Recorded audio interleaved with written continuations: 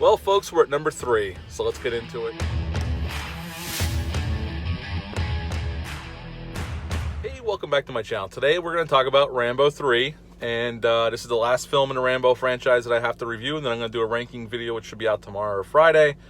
This film came out May 25th of 1988, and unfortunately, due to the film's subject matter dealing with Afghanistan and the Russian conflict, by the time the movie came out, Russia had pulled out of Afghanistan. So the movie was going to be very topical, but unfortunately, before it came out in May of 1988, Russia pulled out and the conflict was no longer going on, rendering the plot kind of obsolete at that point. But anyway, this movie's rated R. It's an hour and 42 minutes long, which is the longest Rambo film. Had a budget of $63 million in '88, which at the time it qualified for the biggest budget movie of all time. When it was released in May of that year, it made 53.7 in the US, which was a disappointment. And worldwide, though, it made 189. So this movie did make some bucks. It wasn't a bomb by any stretch of the imagination. Now, as for director, originally the director of this film was Russell Mulcahy. Now, Russell Mulcahy had directed a little horror film in Australia called Razorback. It used to be played on USA Up All Night all the time. That's how I originally saw it. It actually is not a bad film. If you ever get a chance, check that out. It's called Razorback. It's from the 80s. I don't remember exactly what year, but it's a cool little creature. It's a cool nature run amok film. It's well directed, and there's some cool animatronic stuff in it. So yeah, check that out if you get a chance. Now, he was brought in to direct this film. He also went on to do Highlander. He did Resident Evil 3 Extinction. He's done other films. But he was only on the film for 2 weeks, and him and Stallone did not see eye to eye on how the film should be directed. So he was fired, and they brought in Peter McDonald. Peter McDonald was a well-known second-unit director. Matter of fact, he was second-unit director on Rambo First Blood Part 2. He went on to do movies like Batman. He was a second-unit director on Batman and other notable films. I mean, he was a big-time second-unit director. This is his first film directing a film by himself, and they brought him in. Obviously, Stallone felt comfortable with him directing the film. And as a matter of fact, he ended up being second-unit director on Tango and Cash later on in the next year when they shot Tango and Cash. He was the second-unit director on that film. In this film, cast-wise, we got Sylvester Stallone as Rambo, of course.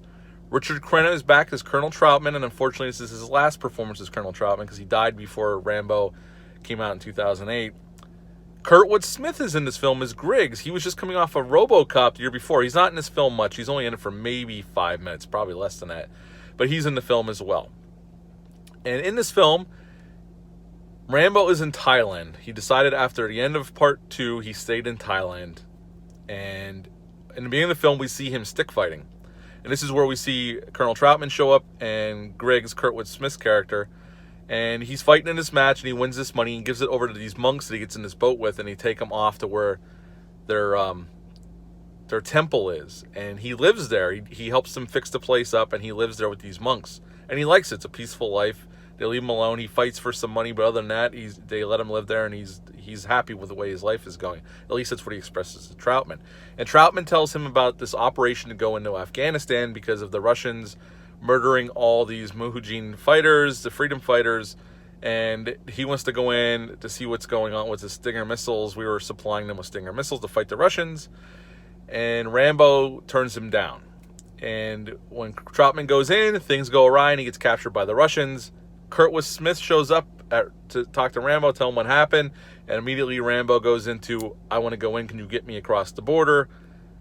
Kurtwood Smith tells him, well, we can get you in, but we'll deny, if you get caught, we'll deny even knowing you. And he goes, I'm used to it. So he gets a guide and goes in there. They set him up with a guide who takes him into Afghanistan. And this is where the movie, they try to set up the conflict in Afghanistan. And unfortunately, again, like I said, for the movie, by the time it came out, the conflict was over. Russia had pulled out. So it was just kind of an obsolete plot. And it prods along at this point. The movie really drags. They're trying to set up the conflict. Unfortunately, it doesn't always work. It's okay. It's not awful. Stallone's great, but it's not the greatest. And then we get to the action part. Once he goes to the fort where they're keeping Troutman, it's pretty much action like Part 2. It's pretty much action scene after action scene till the end of the film. in varying degrees. I mean, the initial, him going into the fort the first time is a really cool scene. And he goes back to the fort to get, because he doesn't get him the first time, goes back and gets Troutman the second time. And then basically him and Troutman are basically taking on the whole Russian group of soldiers at the end. And then the Mujahideen show up at the end with their horses, and they all fight the Russians. And Rambo has the scene in the tank where he's rushing towards the helicopter with the main Russian lieutenant, and they crash into each other. Rambo lives, the lieutenant dies, and Rambo and Troutman go off into the sunset together, presumably back to America. But as we know, in the beginning of Rambo 4, Rambo decided to stay in Thailand.